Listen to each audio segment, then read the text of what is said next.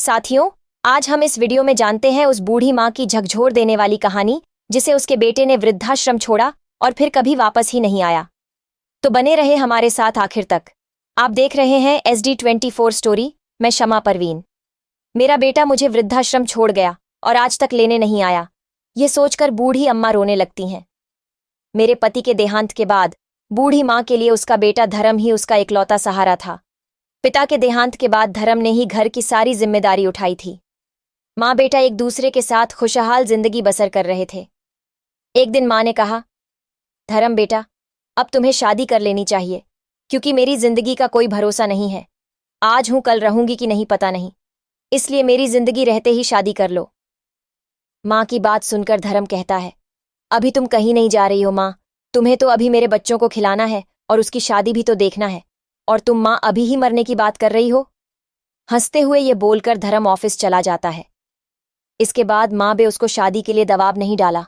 माँ ने सोचा जब मन होगा खुद कर लेगा। जब वह ऑफिस से घर आया तो उसके चेहरे पर पहले जैसी मुस्कान नहीं थी।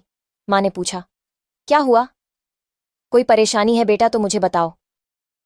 धर्म कहता है, ऐसी कोई बात नहीं है माँ, ऑफिस में थोड़ा काम का प्रेशर है, उस वजह से परेशान हूं। यह बोलकर अपने कमरे में चला गया।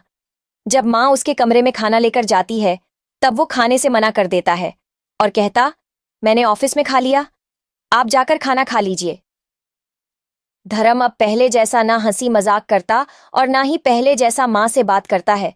बूढ़ी माँ ने कई बार उससे पूछा, कोई बात है तो मुझे बताओ, लेकिन वह हर बार काम का प्रेशर कहकर माँ की बात को टाल देता। एक दिन धर्म ने माँ से कहा, मुझे अमेरिका की एक कंपनी से ऑफर आया और सैलरी भी अच्छी खासी दे रहा है। मैं कुछ महीने वहां काम करके आपके पास लौट आऊंगा। जब माँ ने उससे कहा, मैं अकेली कैसे रहूंगी? उसने कहा, जब तक मैं नहीं आ जाता तब तक आप वृद्धाश्रम में ही रहना, और यह कहकर बूढ़ी माँ को वृद्धाश्रम छोड़ देता है और कहता, अगर आपको कोई चीज की कभी जरूर हो तो इस नंबर पर कॉल कर लीजिए। यह कहकर वह विदेश निकल जाता है।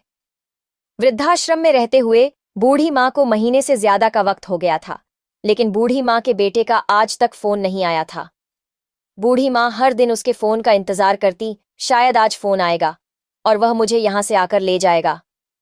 ऐसा करते हुए पूरे 1 साल बीत गए। अब बूढ़ी माँ की उम्मीद खत्म हो चुकी थी। अब उसे लगने लगा था उसका बेटा अब कभी नहीं आएगा। एक दिन बूढ़ी माँ की तबीयत बहुत खराब हो गई और वृद्धाश्रम के लोगों ने बूढ़ी माँ से उसके बेटे को फोन करने के लिए कहा, लेकिन जब उसने फोन करने से मना कर दिया, वृद्धाश्रम के लोगों ने बूढ़ी माँ की बात को काटते हुए उसका नंबर मांगा जो उसके बेटे ने विदेश जाने से पहले दिया था। वृद्धाश्रम के लोगों ने फोन किया तो पता चला कि वो उसके दोस्त का नंबर है। उसकी बात सुन वृद्धाश्रम के सभी लोग चौंक गए, क्योंकि उसके दोस्त ने बताया कि उसका दोस्त का कुछ महीने पहले ही देहांत हो गया। उसे लास्ट स्टेज कैंसर था और वो नहीं चाहता था कि उसकी बीमारी के बारे में उसकी बूढ़ी माँ को पता चले, ताकि वह अपनी आगे की जिंदगी खुशी से जिए और उसके ना रहने पर भी उसका ध्यान रखने वाला हो। इसलिए उसने अपनी बूढ़ी माँ को वृद्धाश्रम में छोड़ दिया।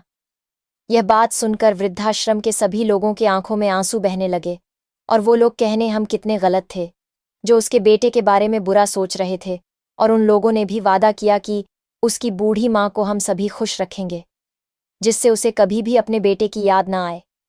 जिंदगी के हालात हमेशा साफ नहीं होते और कभी कभी लोग अपने प्यारों की भलाई के लिए कड़े फैसले लेते हैं।